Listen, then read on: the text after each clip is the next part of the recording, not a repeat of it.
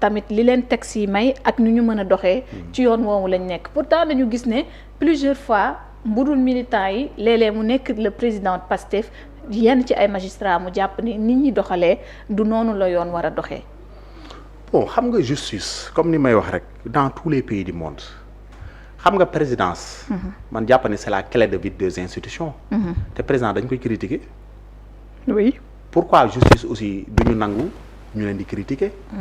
te man gëm naa ne sax ñoom sax bañuñu ku leen di critiquer le pouvoir législatif yàgg nañ ko critiquer te dinaa la wax aji mbenn xam nga ñun Sénégal bon peut-être suñu évolution institutionnelle ñu bëre parfois du ñu def des lectures scientifiques mais su am na yenn dëkk nga xam ne parfois ñun lu ñuy tuddee pouvoir judiciaire ñoom tuddee wuñ ko pouvoir judiciaire ñoom autorité judiciaire nañ ko tuddee par exemple soo demee France rek am na fii ay temps il considérait surtout le général de Gaulle il n'a jamais considéré que la justice est un pouvoir dafa mës a considérer c'est une autorité judiciaire te parce que à juste raison parce que soo xoolee justice amul une légitimité populaire ñaari institution ñoo am des légitimités mooy le pouvoir législatif ak le pouvoir exécutif voilà ñooñu sont nommés directement par suffrage universel mais les magistrats tirent la légitimité institutionnelle du président de la République. Ils sont nommés par le président de la République. Donc loolu aussi ñu bari moo tax ñu bari c'est un débat.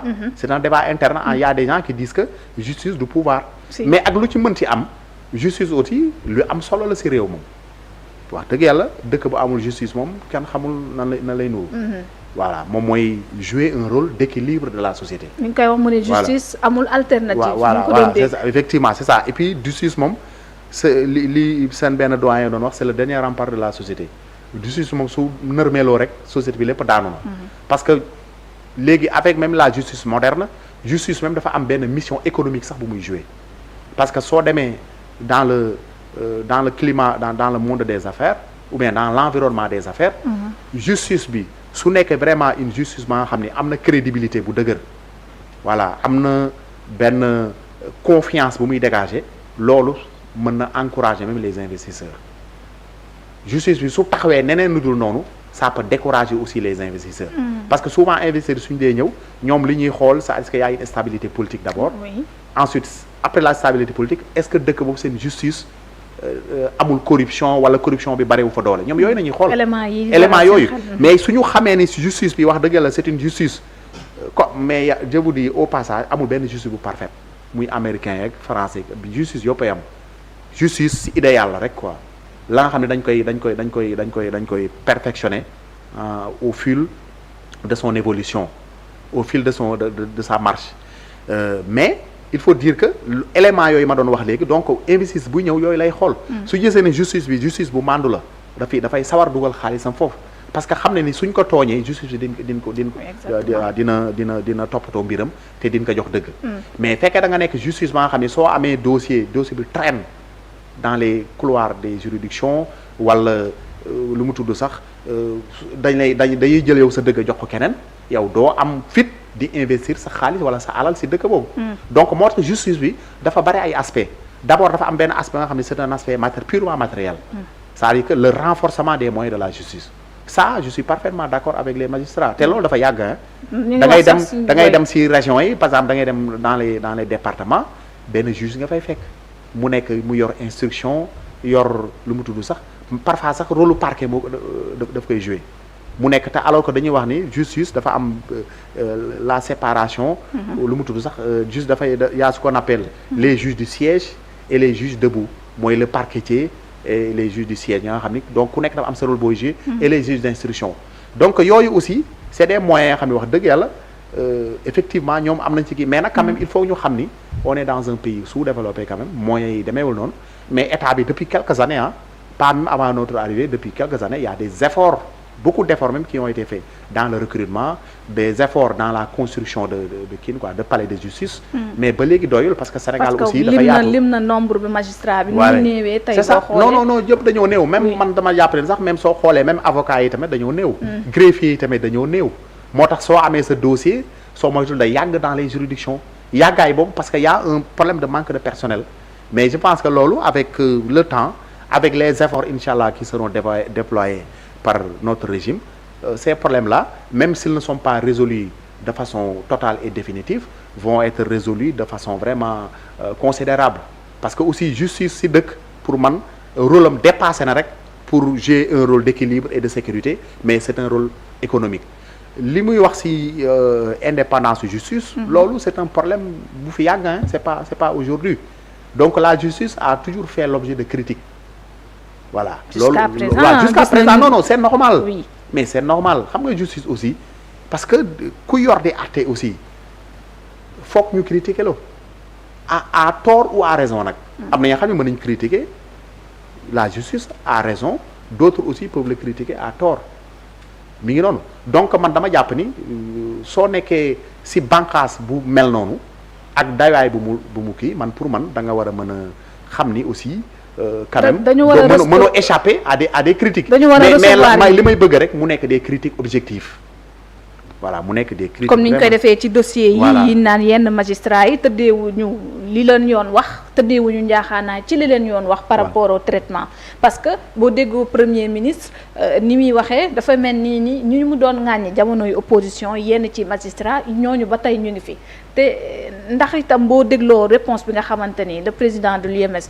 wax na ko en tout cas dina dal sa xel par rapport ak loolu waaw effectivement xam nga ñun loolu rek ñun on s'est toujours battu pour une justice équilibrée et pour une justice impartiale mais loolu nag c'est un idéal on va continuer de se battre léegi man dama lay jox rek à titre d'exemple Sarkozy bi ni ñu ko condamné en France le magistrat qui l'a condamné a fait même l'objet de menaces dañu ni ko magistrat bi dafa am parti pris donc tegam dëkk yooyu ak seen expérience yi ñu am ci wàllu yoon ci wàllu institution ñooy am jafe-jafe yooyu assentement Sénégal ñi nga xam ni on est une jeune démocratie Sénégal ma amagul sax 100 ans d'existence donc on est dans un processus de construction de notre justice du ñàkk ay imperfection mais imperfection yooyu pour man lii tax mu gën a améliorer wu la critique aussi positive fait partie de cette œuvre de perfectionnement de notre justice. mais magistrat yi moom critique yi moom léeg-léeg moom du lu ñuy bëgg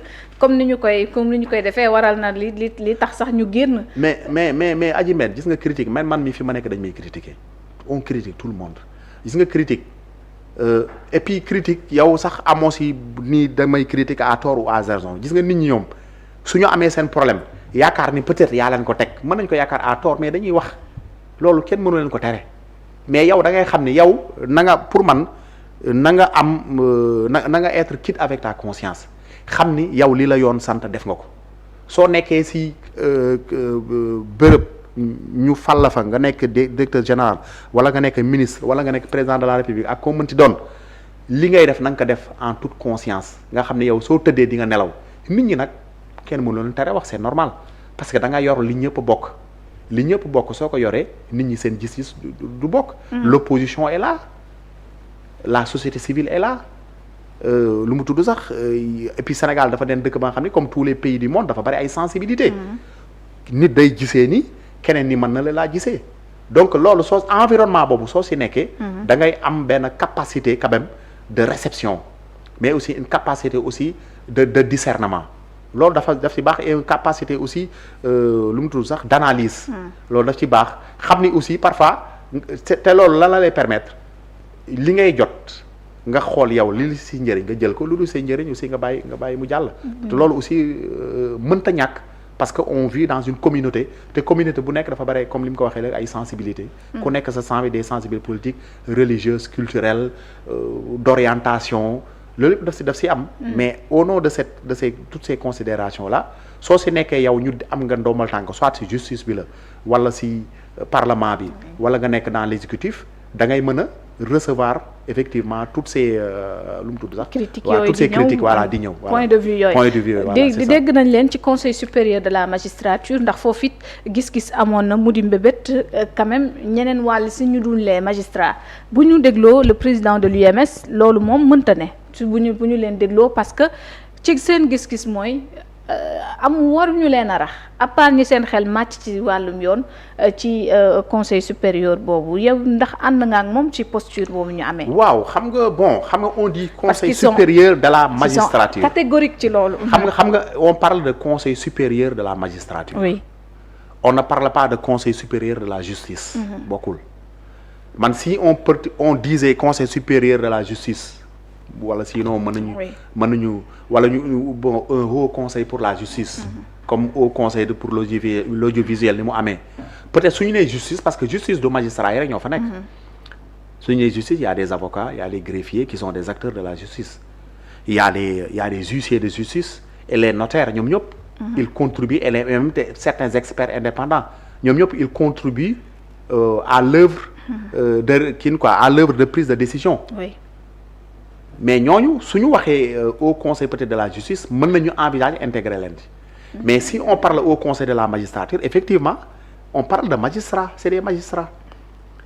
léegi nag est-ce que au conseil de la magistrature boobu dëppoo na ak bëgg-bëggu peut-être yenn gis-gis yi. foofu la question bi nekk. tey par exemple kenn su ñëwee l'exécutif par exemple. su bëggee intégrer par exemple d'autres corps professionnels. ou bien d'autres lu mu tudd sax entités professionnelles. au sein de ce conseil là bu boobaa la dénomination doit être changée. oui dootul nekkati. au conseil de la magistrature voilà. man loolu laa jàpp ci sama xalaatu bopp. parce que bu boobaa peut-être là sur la nomination des magistrats bu boobaa peut-être un avocat aura son mot à dire. un greffier aura son mot à dire un huissier un notaire tout ça tout le monde aura son mot à dire. loolu aussi mais loolu dama jàpp ni suñu waxtaanee pour man une formule peut être trouvée. soit formule bi fi nekk ñu maintenir ko mais améliorer ko. ñoo xool dans quelles conditions nañ koy améliorer. wala soit aussi ñu modifier cette formule là créer beneen formule bu bees. pour vraiment répondre aussi à l'attente aussi des Sénégalais aussi. Parce que aussi ñëpp xam nañu justice Sénégal. dafa mës a nekk jooyu Sénégalais yi. oui waaw loolu dafa yàgg. yàgg na depuis voilà même avant indépendance. Oui. Parce que soo xoolee avant indépendance il y avait deux ordres juridictionnels. dafa am un ordre juridictionnel traditionnel. et un ordre juridictionnel ba nga xam ne tubaab bi moo fi tegoon colonial. léegi nag bii Sénégal jëlee indépendance ordre juridictionnel religieux la woon sax d'ailleurs. mooy indigène. mooy la justice des gènes mooy la ñuy wax les cadis. cadis yi dañ doon àtte. oui les cadis yooyu ñooñu alxuraan nañu jàngoon. xamoon fiqh xamoon hadis xam ak yëpp. képp ka nga xam ne da nga def la nga xam ne si ñu àtte la si sa diine l'islam. mais Sénégal bu mu jënd indépendance ordre de juridiction dañ ko écarté. mais ba léegi certes des na quelque soo demee si dans les tribunaux d'instance ñi nga xam dañuy àtte si wàllu sëy. wàllu ndono. ay wàllu divorce ak yooyu. ay cadis am nañ fi. ba léegi dans les ba tey ça existe voilà ba tey ça existe mais ñooñu rôle conseil kese nañu am. waaw dañ leen laaj seen xalaat rek fekkee ndono am na wala yenn cas litige yu su amee. sur le plan social ou bien sur le plan familial ñu demander leen leur avis. mais lu ñuy retenir mooy ordre juridiction bi nekk mooy ordre juridiction ba nga xam ni. qui applique le droit positif. mooy droit ba nga xam ne dañu ko hérité du droit gréco-romain mais li ci mënti am. man je pense que. question boobu aussi c'est une question ba nga xam ni. du lu ñuy régler de façon vraiment rapide peut-être ni mu ko mën a waxee donc dañ ko mën a régler rek bi dafa laaj ñu toog tous les acteurs se retrouvent autour d'une table. réfléchir ci ba pare aussi parler aussi de la question aussi. parce que am na pour man am na beneen question bu gën a am solo. mooy adapter notre législation à nos réalités sociales.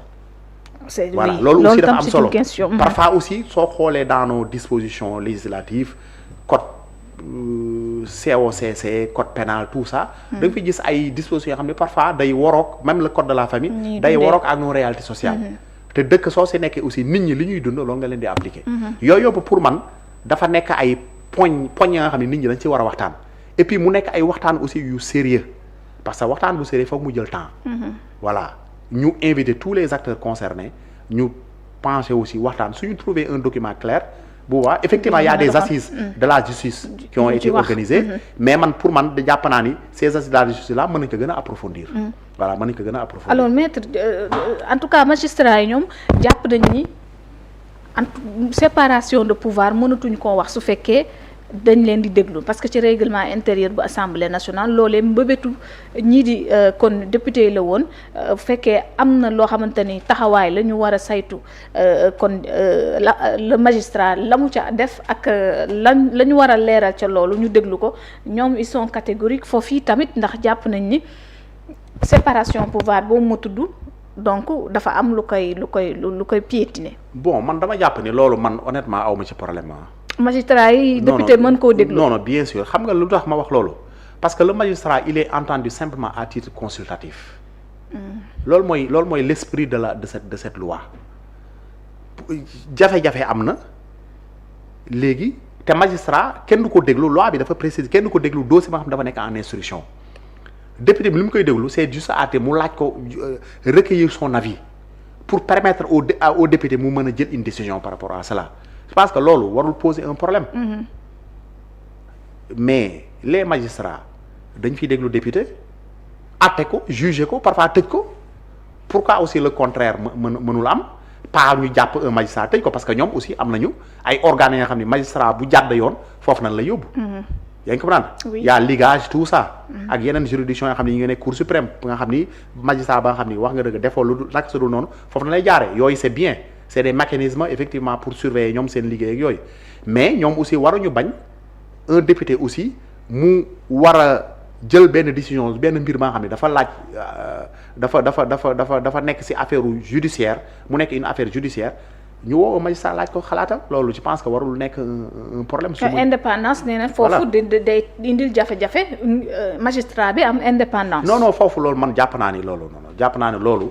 amul benn atteinte bu muy def à l'indépendance du juge parce que un juge soo yoree dossier wax dëgg yàlla tant que amul une immixtion de l'exécutif ou bien une immixtion du législatif sur ce dossier là loolu vraiment mënuñu wax kii perte d'indépendance voilà donc juge bi suñu la joxee ce dossier yow yaay xool dossier bi en fonction de la loi parce que juge leur seule autorité c'est la loi. autorité rek loi rek moo leen tënk. suñu la joxee dossier loi boobu bi la tënk moom ngay traiter ce dossier là ak sa conscience aussi parce que aussi conscience parce que avocat ak magistrat ku nekk da nga am ce qu'on appelle la clause de conscience. léegi yow loolu tant que exécutif wala législatif ñëwul dugg ci dossier boobu je pense que foofu perte indépendance amu fa. léegi nag si beneen cas bu ñuy wax en ce qui concerne les convocations tout ça man dama jàpp ni loolu c'est juste comme li mu wax à titre consultatif. député yi bëgg nañu légiférer si benn affaire wala bëgg nañu jël benn décision si benn yow ñu woo la laaj la sa xalaat nga jox leen loolu ça n'engage pas